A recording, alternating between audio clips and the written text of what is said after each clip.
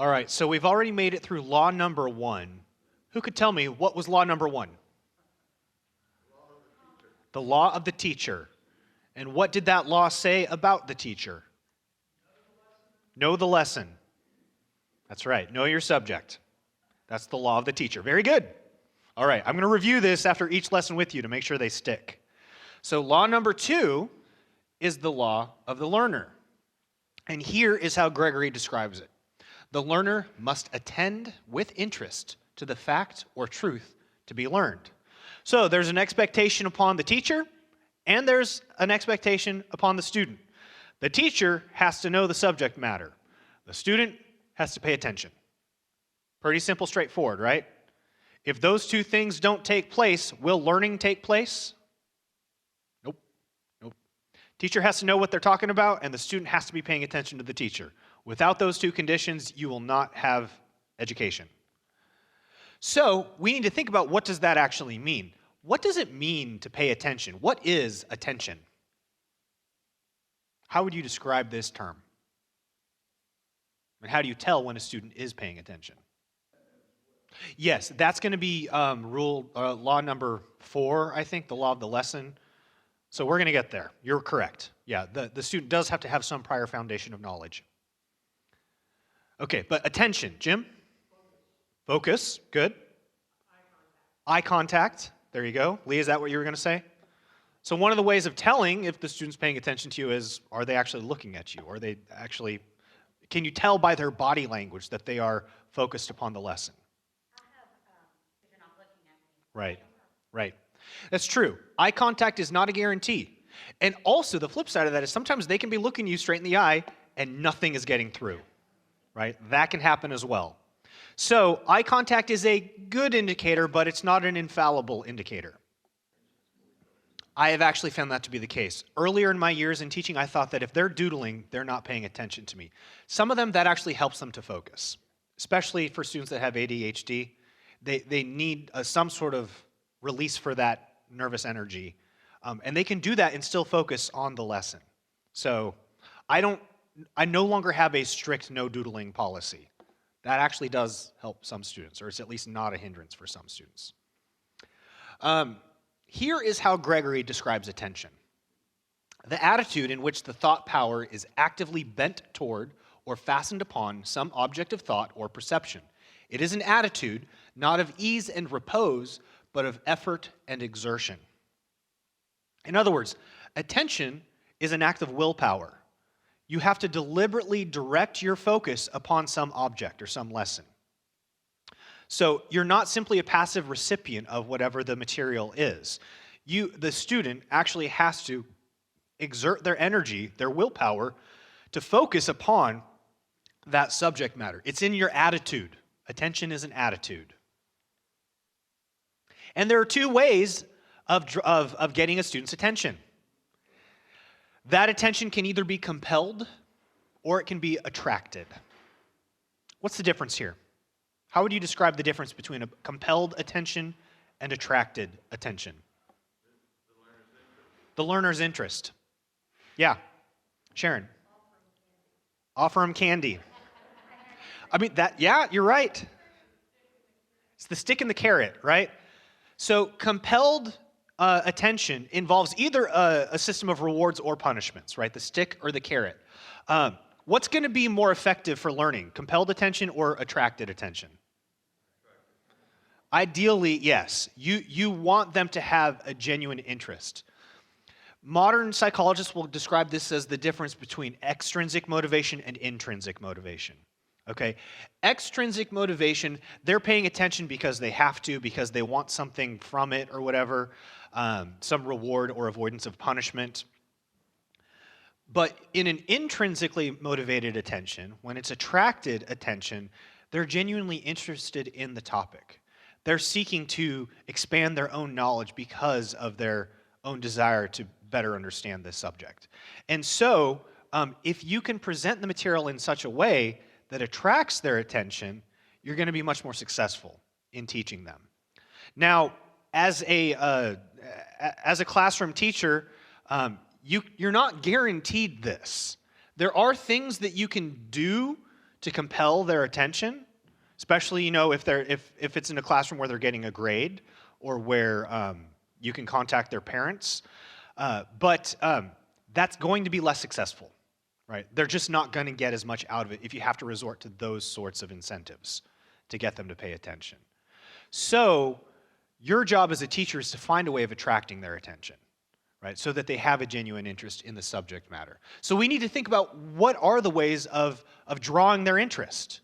How do we attract their attention? What are the sources of interest? Now, before I show you what Gregory has to say, what would you say? What are some ways that you could work towards attracting the student's attention towards the subject rather than compelling it? Okay, yeah.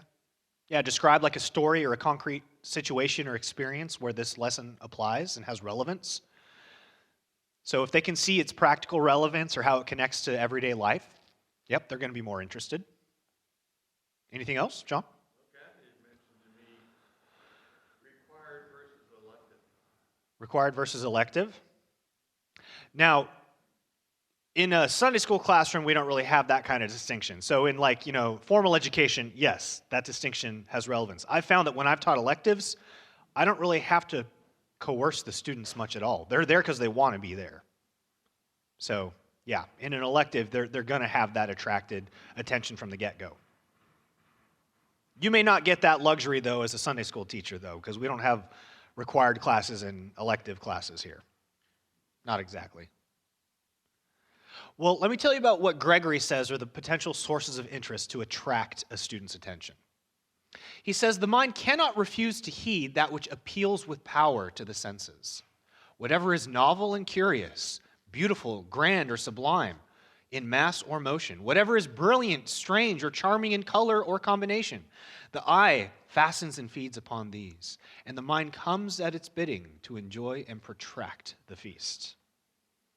In other words, especially for younger kids, sensory objects, visual aids, those sorts of things will attract their attention. And so it could be a video.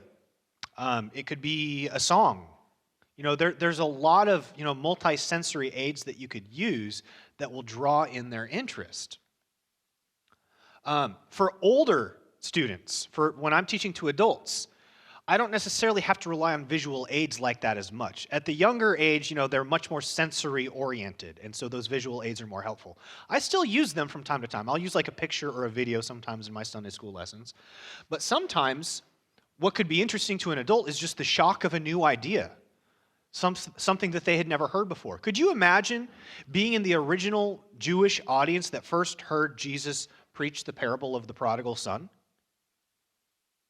That would have been a shocking idea, right? Wait, that's the kind of love that the Father has for us? Right? When we've rebelled against Him? Like, even the presentation of a surprising idea can be enough to draw in the attention and interest of an adult audience. Kids sometimes as well, but, at a younger age, their abstract thinking capacities haven't yet kicked in. Here's another way that you can get their interest. Ask a startling question. Asking for the unseen and the unknown. Press them to think about something they hadn't considered before, something that maybe has direct personal relevance to them even. If you can frame it that way, they're going to want to know what you have to say because they're going to want to know the answer to that question. But it has to be a question that they have some kind of personal stake in particular. Those are the sorts of questions that will draw in interest. Or connected to something in the learner's past or future. If you know something about that student, about their background, their family, their experiences, if you can connect your lesson to that will be very effective. Because they'll see that it's personally relevant to them by you making that connection for them. Or if it connects to what they're already interested in, or their personal goals or plans. These are the different ways that you can actually arouse their attention without compelling it. And then, of course, don't neglect your own enthusiasm. Remember what I said in the previous law. The students will not care more about the subject than you do as the teacher. But if they see that you care about it, if that enthusiasm is genuine, that's going to make them interested to some extent. That will help them be interested if they can see your interest. All of these are factors in drawing the attention of your students. Now let's talk about the hindrances to attention. What are the things that get in the way of a student paying attention to you? Broadly speaking. Alan? Tables being brought in and out of the room. Yes, I feel your pain. There's a word we use for that. When stuff is going on in the classroom, distractions, right? In general, you could say the things that hinder attention would be distractions. And so your job as a teacher is to minimize those as much as you can. Now, it's not within my power when we had to reschedule Fall Fest because of weather. So, I can't exactly control all the distractions that happen. But to the extent that it is within your power, you need to make sure that your classroom environment allows the students to put their focus upon the lesson. Anything else that might hinder their attention? Lack of enthusiasm. Yes. So essentially, we can put them into these two categories. What else do we call lack of enthusiasm? Apathy. These are the two things that will poison the classroom in terms of the student's attention. They're apathy and outside distractions. Now, one of those is an internal problem. One's kind of an external problem, right? One of these you have more control over than the other. You're very limited in your ability to change the heart of the student. You can minimize some of those outside distractions to some extent, but apathy is a bit more of a challenge. Here's what Gregory has to say about both. If the apathy or distraction come from fatigue or illness, the wise teacher will not attempt to force the lesson. Okay, so if the kid is sick, you can't control that. And you realize there's nothing you can do to make a successful lesson in that case. So it's better to let him go for the time and cheer and lift up the pupil by a kindly sympathy, diverting and arousing him by some unexpected talk or story, or leaving him to rest in quiet. Okay, so that's, a situation where it's really outside of either of your control, right? If it's because they're just not feeling well, or if they're overly exhausted, if they're not getting enough sleep. So those are the hindrances to attention that you just have to chalk it up as a loss. You're not going to have an effective lesson in a situation like that. And it's not your fault or not their fault, unless they're deliberately staying up till 4 a.m. playing video games. Then you might need to have a heart-to-heart conversation with them. But here are the things that you can do and should do in order to maximize attention in the classroom, to avoid the dangers of apathy and distraction. Number one, never begin a class exercise till the attention of the class is secured. Study for a moment in silence the face of each pupil to see if all are mentally as well as bodily present. So often, as a teacher, you get up in front of your class and the students are chit-chatting. If you just go straight into your lesson, it's not going to be very effective. You need to draw in that attention first. And it could be as simple as some teachers they implement some sort of clap, and the students will repeat that after you. And that's a signal to them okay, I need to stop talking and I need to pay attention. It could be opening a lesson in prayer. That could be another effective way of focusing the attention. You guys could think of other strategies as well, but the key is don't start your lesson until every student is paying attention to you. And you can see it in their body language. Number two, pause whenever the attention is interrupted or lost, and wait till it is completely regained. This is something that I've had to learn over the years.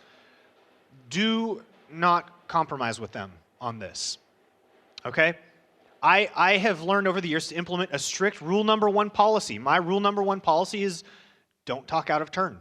Do not blurt. Don't try to talk over me. And so when I see that happening, I'll raise my hand and say, what's my rule number one? Don't talk out of turn. And then that quickly redirects the focus back to the lesson. But don't negotiate with them on this. That's not up for negotiation. Their job as a learner is to put their attention on you. Okay? So if it's lost, don't continue until it's back on you. You have a right to that as the teacher. Number three, never exhaust wholly the pupil's power of attention. Stop when signs of weariness appear, and either dismiss the class or change the subject to kindle fresh attention. That's why I'm not going through all 9 lessons in a row without breaks. Okay, I recognize that the human mind has its limits. So at each hour, I'm taking a break with you guys so that you can refresh yourselves, so that you can process what you've already learned and prepare yourselves emotionally and mentally for what's going to come next.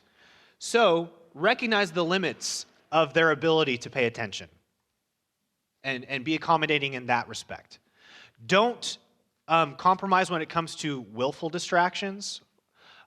But also recognize that even the most attentive student has their limits. Number 4, fit the length of the exercise to the ages of the class. The younger the pupils, the briefer the lesson.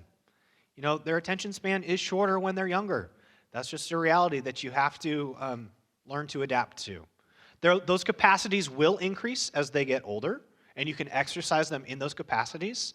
But there's no way I could teach a lesson like this to 5th graders. Right? They're just not at that level. Their capacity for attention is just not there yet. That will take time. So be attentive to where they are at developmentally. Number 5, arouse and when needful, rest the attention by a pleasing variety, but avoid distraction. Keep the real lesson in view. Sometimes what I like to do, and Paul can attest to this as well because we co-teach some classes together at Westminster, sometimes I will just sprinkle in like movie trivia or things like that. If I can see that they're fading, I'll ask them a fun question like, okay, so name this character from Star Wars, or, you know, which character from this Disney movie said this line, or something like that. They all like zoom in on that, right? That's a great way of redirecting their attention. And once I have that attention, okay, then we can keep moving forward. But if they start drifting away, then I need to find some variety in there. Okay, I don't want to just keep droning on and on. I'm gonna lose them if I do it that way. Number 6, kindle and maintain the highest possible interest in the subject itself. Interest and attention react upon each other. Okay, so make sure that the subject matter itself stays interesting, which means it should be interesting to you. Okay. Present it in such a way that they can continually see its interest. And if you need to, revisit that so what question, right? If you need to remind them of why it's relevant, do so. That will help them maintain attention. 7, present those aspects of the lesson and use such illustrations as fit the ages, characters, and attainments of the class. 8, I'm going to try and go through these a little bit quicker. 8, watch to learn the tastes and strongest faculties of each pupil, and as far as possible, address the questions to those tastes and faculties. To do this is to hold the very heartstrings of the pupil. That's why I do those pop culture trivia questions, because I know that's where their interest is. They love those Star Wars movies. So that's where I'm going to try and draw their attention. Number 9, find out the favorite stories, songs, and subjects of each scholar. In these will be found the keys to their mental powers and habits and the ready means to arouse their interest and attention. Okay, so like, when I'm presenting a subject, I will try to make connections to things that I know that they're interested in, from, songs or celebrities or whatever. Those are the things that will help them connect it to things they already care about, and that does help to maintain interest. 10, watch keenly against all sources of distraction, such as unusual noises and sights inside the class and out, all contacts and motions discomforting and diverting. So, be on the alert for any possible distractions. Sometimes you can see it in the eye contact of your students. Often this happens with me, where one student is goofing off under the table or whatever, and other students notice it. I can see it in their eyes. I don't know what's going on, but something's going on. Pause, find out, tell them to knock it off, and then resume with the lesson. Number 11, prepare beforehand some questions which will awaken thought, but not beyond the powers and knowledge of the pupils. Again, those startling questions, those surprising questions is a good way of grabbing their attention. 12, address the instruction to as many of the senses and faculties as possible, but beware of drawing the attention from the subject to some mere illustration. The illustration is an aid. It's not the main object, okay? So make sure that it stays in its proper place. Let the teacher maintain in himself and exhibit the closest attention and the most genuine interest in the lesson. True enthusiasm is contagious. I've said this before. 14, study the best use of the eye and hand. These are the natural instruments of mental command. No pupil can help feeling the earnest gaze fixed upon his face, and none will fail to watch and interpret the lifted hand, the working fingers, the clenched fist, or any of the eloquent movements of these five-fingered monitors. In other words, your own body language will help draw in the attention of the student. They can see it in your body language. Are you looking at them? Oh, I better be paying attention. So your own body language will help command interest. Here, I think, is what he says towards the end of the chapter, and this is how he connects it to the Sunday school teacher. This is how this relevance has how this lesson has unique relevance to you as a Sunday school teacher. If obedience to these rules is so important in the common schools, where the attendance of the children is compelled by parents, and where the professional instructor teaches with full authority of law, how much more is it necessary in the Sunday school, where attendance and teaching are voluntary, and where attraction must do the work of authority? We really can't do much to compel attention when it comes to teaching students in a Sunday school class. We really have to rely on attraction, right? I can't threaten them with a bad grade, in a Sunday school class. I can do that in my classroom at Westminster. I can warn them that I'm going to tell their parents, and you can maybe do that here in a Sunday school class too. But in general, you're going to need to rely more on attraction, right, rather than coercion or compulsion. Fortunately, the Sunday school holds, in the interest of its associations, in the surpassing sacredness and divine grandeur of its themes, in the variety and splendor of its truths and facts, and above all, in the tender and immortal relationship which these truths establish between the Christian teacher and his pupils, advantages which may amply compensate for the lack of the authority and of the professional experience of the common school. But let the Sunday school teacher, who would win the richest and best results of teaching, give to this law of the learner his profoundest thought and his most patient following. Let him master the art of gaining and keeping attention, and of exciting genuine and stirring interest, and he will wonder and rejoice at the fruitfulness of his work. Yes, I think authority is there, but in a different way. I think it's really more about the mode of authority rather than the presence of the authority at all. So, my type of authority within a school classroom, I have the power over their grade. I have the power over their school transcripts, which will go to the colleges that they apply for. And so there is a coercive authority there. The Bible has authority too. Obviously, it's our highest authority, sola scriptura. But that's a different kind of authority. It may not feel as immediate to the student. However, the authority it does have is that it addresses the most important things in life, right? It speaks to us at the deepest level, right? Our deepest longings and needs, those are what are addressed in Scripture. And so in the Sunday school classroom, we have the attractional advantage, right? We may not have all of the same coercive resources, like we can't threaten with a grade, but we are talking about the most important things, and that has intrinsic attractional power. Does that make sense? Have I persuaded you of that point? All right. Let's move to the law of the language. So this is law number 3. And this is how Gregory states it. The language used in teaching must be common to teacher and learner. This one's pretty commonsensical, right? If I speak English and my student speaks Mandarin Chinese, how far are we going to get in the education process? Not very far, right? It's going to be a struggle. In order for learning to take place, it has to happen through the medium of a common mode of communication. They got to speak the same language. Here's how Gregory opens the chapter. A teacher may know 10,000 words. The child will scarcely know many hundreds. But these few hundreds of words represent the child's ideas. And within this narrow circuit of signs and thoughts, the teacher must come if he would be understood. Outside of these, the teacher's language is as unmeaning to the child as if it were mere drum taps. His language may sometimes be partially and vaguely understood by reason of the unknown words scattered through it, but may as frequently mislead as lead aright. In other words, if I go into a second grade Sunday school classroom and I start using words like ecclesiology or supralapsarianism, how's that going to come across to them? It's going to come across pretty silly. It's probably going to sound a little bit like that, right? When I read this paragraph, I immediately thought of Charlie Brown in the classroom with the teacher going, wah, wah, wah, wah, wah, wah, wah. That's what's going to happen if you do not speak in their language, okay? I have to remind myself of that when I'm speaking to adults, too, because I've had seminary training. I'm used to reading these dense theological works where there's a lot of technical language, especially when you read like the Reformed scholastics. Man, those guys like to just invent big words. And I have to remind myself, okay, this is not part of the familiar vocabulary of most churchgoers. And so I have to remind myself that, like, I need to explain it.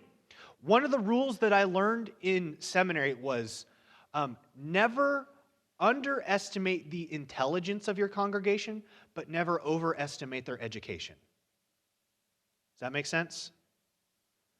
People are able to get really deep ideas if you can explain it to them in an understandable way. But make sure you're using accessible vocabulary. All right? You got to be able to break it down and explain it in terms that they can understand, using words they already know. That's the key. So, do not underestimate their intelligence, but don't overestimate their education. That's one of the rules that's relevant for the language that you use as a teacher. And here's another brilliant description that Gregory has to say about the importance of common language. Men's words are ships freighted with the riches of every shore of knowledge which their owner has visited. A child's words are but toy boats on which are loosely loaded the simple notions he has picked up in his playgrounds. Keep that in mind, especially if you're talking to younger kids in your Sunday school lessons. Remember that their vocabulary is limited. And the words that you use, they might have different associations for. Okay, they're learning to use words properly. Their vocabulary is expanding. You need to make sure that you're using the words that they already know. And if you're introducing new vocabulary words, make sure you do so by connecting it to words that they already know. That's actually going to get to our next law as well, moving from the known to the unknown. And this is a great quote that Gregory used in the chapter when he talks about the importance of language and what language does. This quote goes back to Edward Young, who was a minister from the 18th century. He says, "Thoughts disentangle, passing o'er the lip." In other words, the words that we use give concrete expression to the ideas in our minds.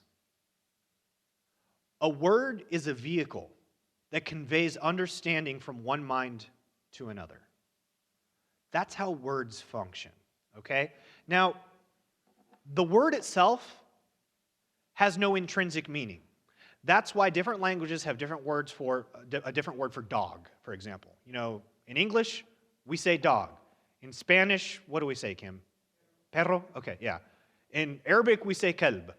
And so the word itself has no intrinsic meaning, but it's a placeholder. It's a sign.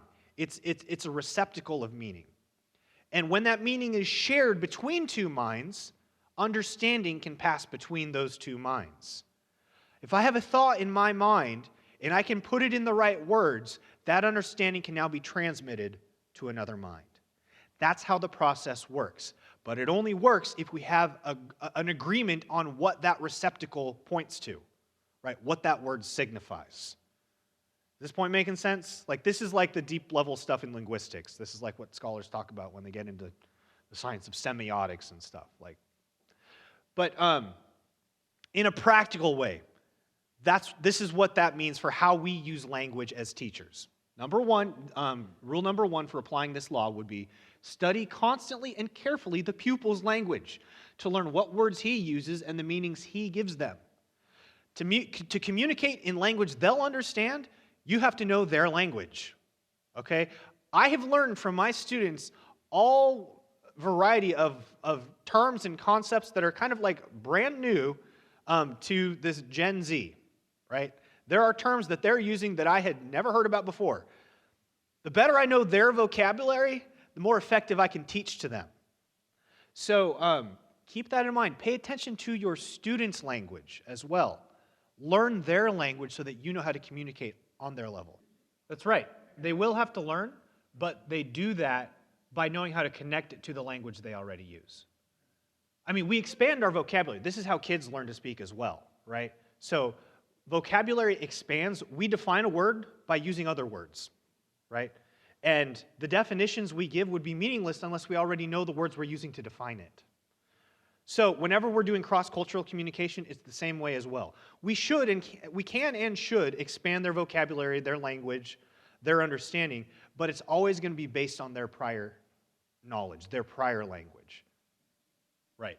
And sometimes the target language doesn't have a good equivalent for the word you're trying to communicate. So I found sometimes the translator will just use the English word, but then they'll define it for the audience. So when I say this English word, I'm talking about blah, blah, blah, just defining it in their language, but then using the English term. Sometimes, you can communicate that way, but you always have to make sure that it can be described in words they understand. Yep, that's right. I mean, yeah, and so different, educational settings will have different requirements about what the baseline knowledge of like English is, for example. So it really just depends on the educational environment. But, yep. All right, where was I? Did I just do number 1? Are we on number 2 now? Number 2, secure from him, the student, as full a statement as possible of his knowledge of the subject, to learn both his ideas and his mode of expressing them, and help him to correct his language. So you start where they are, but their thinking might be wrong, or the language they use might be mistaken. You got to know where they're at, though, in order to know how to correct them. So this is where your job as a teacher is to learn about them, right? To learn their language and to know what they already know. Number 3, express your thoughts as far as possible in the pupil's words, carefully correcting any defect in the meaning he gives them. Sometimes kids use words without realizing that they have given it the wrong meaning, right? And they might grow up using the word in the wrong way until they find themselves in an awkward situation where people laugh at them, and they're like, oh, wait, that's not what the word means? I mean, I'm sure that's happened to a lot of us at some point, as kids. Yeah, make sure that your students can state the idea themselves in words that are correct. 4, use the simplest and fewest words that will express the idea. Unnecessary words add to the child's work and increase the danger of misunderstanding. Keep it short and sweet. The simpler you can state it, the better they're going to know it. That's just a general rule for effective teaching. So 5, related to that, use short sentences and of the simplest construction. Long sentences tire the attention, while short ones both stimulate and rest the mind. At each step, the foot rests firmly on the ground. Now, you can get away with longer sentences with an older audience, but especially for younger kids, shorter is better. Number 6, if the pupil evidently fails to understand the thought, repeat it in other language and, if possible, with greater simplicity. So, generally, you can ask them, this is just an effective teaching strategy, state some truth, and then ask them to state it back to you in their own words. If they state it in words that distort the meaning, correct them. Explain how they're off. Number 7, help out the meaning of the words by all available illustrations, preferring pictures and natural objects for young children. Again, they're more sensory learners at a younger age. So, visual aids are very helpful here. Number 8, when it is necessary to teach a new word, give the idea before the word. This is the order of nature. This will be the most effective way to build their vocabulary. Rather than giving them the word on the front end, explain the idea first and say, and we call that this word. This is something that I don't always live up to this rule. This is something that I need to remember, that when I'm presenting new vocabulary, I should give the idea first, because that will help prepare the mind to receive the new term. Okay, otherwise, when I begin with a new misunderstood or an unknown term for them, the mind has not been primed. It's not going to be receptive. Giving the idea first begins with their understanding. And so it prepares them to receive something new. Yeah. And that might vary from learner to learner. Some students learn it immediately after hearing something once. Others may need to hear it multiple times. Some may need it to be restated in different words before they finally get it. So that's where we're going to get into like the law of review later on. That's how you gauge their understanding. That's where that's going to come into play. All right, number 9. Seek to increase the pupil's stock of words, both in number and in the clearness and extent of meaning. All true enlargement of a child's language is increase of his knowledge and of his capacity for knowing. The greater their language skills, the greater their vocabulary, the more they're going to be able to learn. Not only for this particular lesson, but for their life. That's why kids that have books in the home at an early age are just, by all sorts of socioeconomic measures, do better in adulthood. Like, one of the best predictors of adult success is if they grow up with books in the home. Because they're going to have an increased vocabulary, they're going to have increased reading comprehension, which is going to prepare them for learning in every other subject as they get older. So that's why that one's so important. Number 10, as the acquisition of language is one of the most important objects of education, be not content to have the pupils listen in silence, however attentive they may seem. That teacher is succeeding best whose pupils talk most freely upon the lessons. That's why I don't want to just stand up here and do a monologue. I want to hear from you guys, because as I hear from you, I can actually track and make sure that you guys are learning what I'm saying. Okay? I don't want to be like that Charlie Brown teacher to you guys. So I need to make sure that you actually understand what I'm saying. Number 11, here as everywhere in teaching the young, make haste slowly. I think that's actually a Latin phrase that goes back to Caesar Augustus. Festina lente was the order he gave to his troops when they would rush into combat.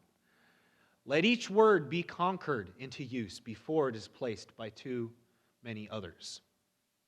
So don't feel the need to rush through a lesson, especially if it involves new language, new vocabulary, because it's going to take a little while for them to absorb it, to comprehend it. So be deliberate in your pacing. And so 12, test frequently the pupil's sense of the words he uses to make sure that he attaches no false meaning and that he vividly conceives the true meaning. So this is about just making sure that they're using the words rightly. That is the law. Oh, yeah. And we have one final thing to say about how this connects to our job as Sunday school teachers. Here's like the final section of the chapter.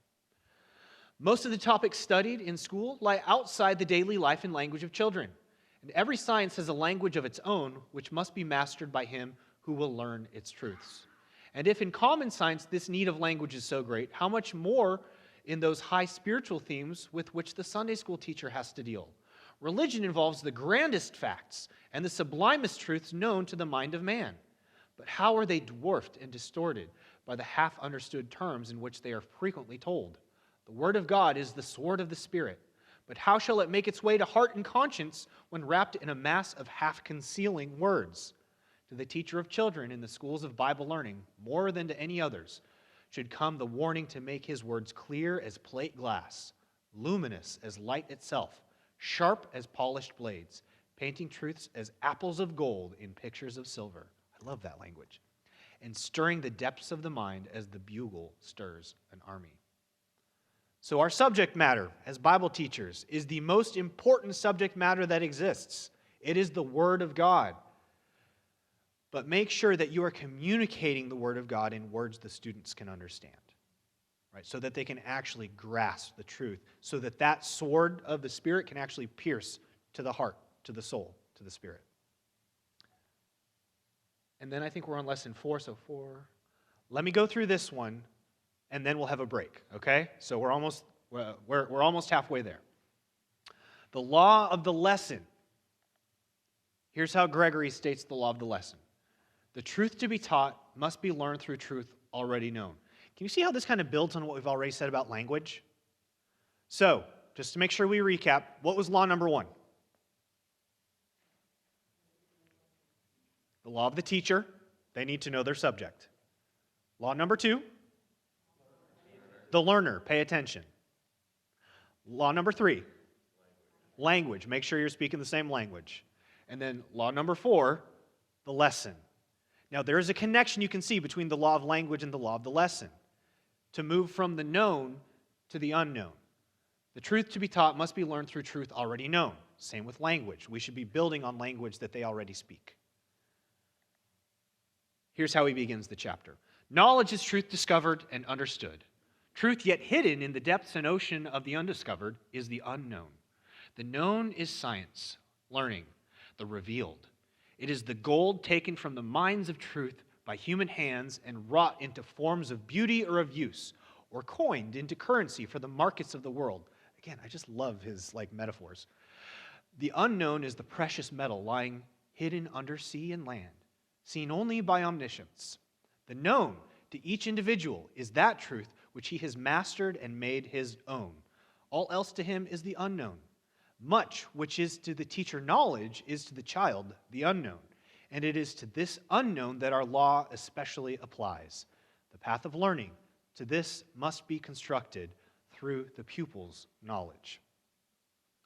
When I read this, it reminded me of a current social media celebrity.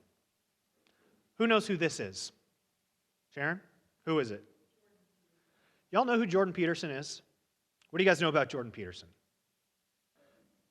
I think it was 5 or 6 years ago is when he really became popular. And I think the thing that sort of propelled him to celebrity status was he took a very vocal public stance against Canada's new pronoun laws. And from that, he became sort of a YouTube sensation. He published a book called 12 Rules for Life, and then just recently published a sequel to that book called Beyond Order. I'm actually doing a boys' book club with some of my students at Westminster, and we're going through that book together. What do you guys know about like his worldview, his belief system? Is he a Christian? I mean, he's like pre-Christian. He's almost Christian. He reveres and respects the Bible and Christianity and Jesus. He recognizes its cultural significance, its spiritual significance, its psychological significance, but he hasn't yet quite come to the point of saying Jesus Christ is the risen Son of God. I hope he takes that step someday. He isn't quite there yet. His worldview, in many respects, comes as close as a non-Christian can get to Christianity, but he's still not quite there. In some ways, he's very similar to like the ancient pagan natural law philosopher, like Marcus Aurelius or the Stoics. You know, their understanding of the nature of reality is about as far as you can get for being a non-Christian. And here is one of the central themes within his worldview. Here's a quote from that book that he wrote, 12 Rules for Life. And here's why I'm mentioning him here, because obviously he's not mentioned in Gregory, but he connects to this law that Gregory talks about. In Jordan Peterson's worldview, human life consists of this tension, it's a dialectic, it's this conflicting, opposing forces of order and chaos. And it's not quite the same as good and evil, right? In fact, he would argue sort of like yin and yang. We need both in our lives. And so here's how he describes the relationship of order and chaos. Order is not enough. You can't just be stable and secure and unchanging because there are still vital and important new things to be learned. Nonetheless, chaos can be too much. You can't long tolerate being swamped and overwhelmed beyond your capacity to cope while you are learning what you still need to know. Thus, you need to place one foot in what you have mastered and understood, and the other in what you are currently exploring and mastering. Then you have positioned yourself where the terror of existence is under control, and you are secure, but where you are also alert and engaged. That is where there is something new to master and some way that you can be improved. That is where meaning is to be found. Can you see how that statement connects to this law of learning? The law of the lesson. The teacher must proceed from the unknown to the known. Very similar to what Peterson has to say about having one foot in order and one foot in chaos. Effective teaching happens when the student has one foot in the known and one foot in the unknown. That's the sweet spot. If you're solely resting on what they already know, their knowledge is going to stagnate. They're not going to actually grow. But if it's completely unknown, it's a tangled web of chaos for them. There's nothing secure for them to hold on to. No learning can really be achieved. But when you proceed from the known to the unknown, that's where they will actually grow in their knowledge and understanding. So here's how Gregory puts it. How often and how justly do children explain their seeming stupidity by the simple statement, "I did not know what the teacher was talking about." It is the teacher and not the pupil who is stupid in such a case. That's kind of convicting, isn't it? If the student doesn't know what you're talking about, that's your problem as the teacher. If they gave you their attention, then it's your responsibility to communicate in a way that they can understand using terms they already know, using concepts they already know. And here's the advantage of applying this rule. The pupil who knows thoroughly one lesson already half knows the next. The better they know what you've already taught them, the easier your job will be moving forward. Because knowledge is cumulative. Knowledge builds upon what is already previously known. So, you are doing your future self a favor by establishing their knowledge of the current lesson. Because you can use that previously established knowledge to build upon the new lesson. And so, that's the principle that he's getting at here. And here's the next quote.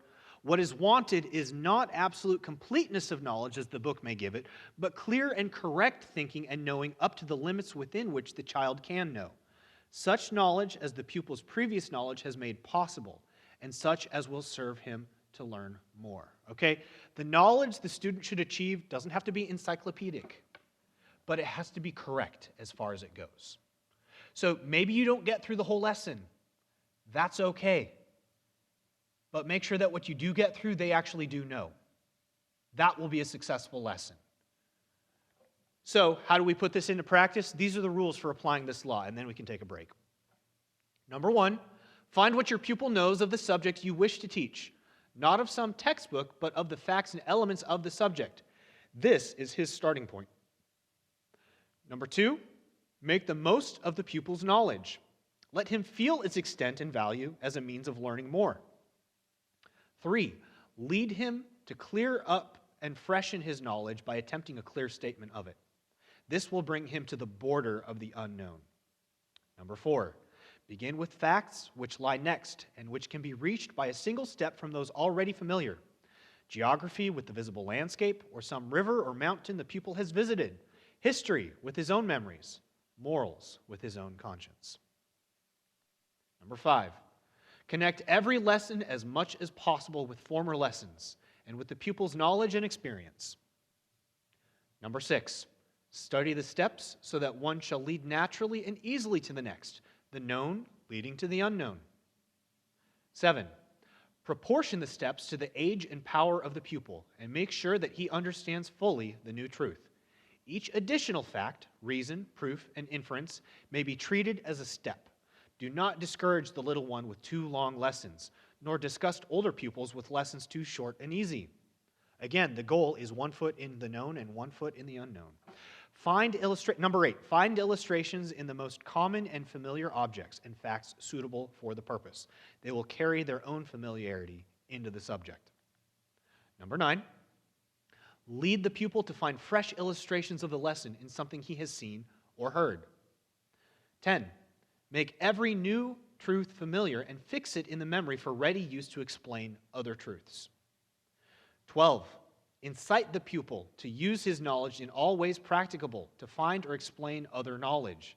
Teach him that knowledge gives power to know more, that the known is the key to the unknown. And 12, make every advance clear and familiar, else the next step may be from unknown to unknown, a violation of the law. And here's how he concludes the chapter. How little of true knowledge is possessed by the people, and how little their ability to get new knowledge. Instead of temples of truth rising from solid foundations, beautiful in proportions and noble in use, the knowledge of most men lies in little scattered heaps, like those which boys scrape together by the dusty roadside. Such too often is the knowledge of Bible truth, made up of scattered texts and bits of exegesis. Let me make sure you know my language. What does the word exegesis mean? Right, drawing out meaning from the text. It's interpreting the text. The sacred volume is never seen by most men as a grand whole, joined together by deep connections and having a single divine and mighty purpose running through it all. Instead of a true revelation of God, a magnificent mirror reflecting his eternal grace and glory, they find in it only bits of broken glass which show the divine will and wisdom in distorted parts, and often puzzle where they should instruct and persuade. In other words, knowledge should be connected. It should form an organic whole. It should not be fragmented into disparate pieces. One truth should inform another truth. That's how the mind works. That's how God designed us. And so it's our goal as teachers to connect the unknown with the known. We will stop there for our final break, and then we'll come back in about 10 minutes for the last 3 laws.